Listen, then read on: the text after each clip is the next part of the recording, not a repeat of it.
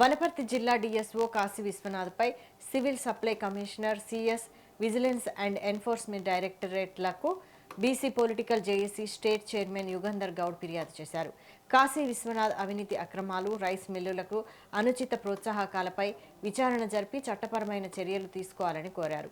గతంలో task force అధికారులు జిల్లాలో తనిఖీలు చేయగా 2 రైస్ మిల్లులలో దాదాపు 18 కోట్ల విలువ ధాన్యం మాయమైనట్లు గుర్తించి కేసు నమోదు చేశారు. అంతేకాకుండా డిఎస్ఓ తన బినామీ పేర్లతో పలు మిల్లులు నడిపిస్తున్నాడని ఆరోపించారు. రైతులను ఇబ్బంది పెడుతూ ముందస్తు ప్రణాళిక లేకుండా సరైన గోదాములు ఏర్పాటు చేయకుండా ప్రభుత్వానికి చెడ్డ పేరు తీసుకుని వస్తున్నారని ఆరోపించారు. వనపర్తి జిల్లాలో వరి నిల్వల నిర్వహణలో డిసిఎస్ఓ కాశీ విశ్వనాథ్ అక్రమాలు, అదేవిధంగా రైస్ మిల్లర్లకు అతను చూపిన అనుచిత ప్రోత్సాహంపై విచారణ జరిపి చట్టపరమైన చర్యలు తీసుకోవాలని ఇవాళ సివిల్ సప్లై కమిషనర్, అదేవిధంగా చీఫ్ సెక్రటరీ గారిని, అదేవిధంగా director general vigilance and enforcement గారిని కలిసి ఫిర్యాదు చేయడం జరిగింది.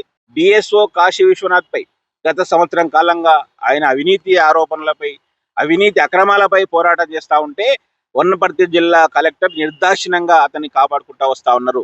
మళ్ళీ మొన్నటికి మొన్న అంటే గతంలో కూడా 2025 అక్టోబర్లో టాస్క్ ఫోర్స్ అధికారులు వనపర్తి జిల్లాలో ఉన్నటువంటి రైస్ మిల్లుల పైన దాడులు నిర్వహిస్తే 2 రైస్ మిల్లుల్లో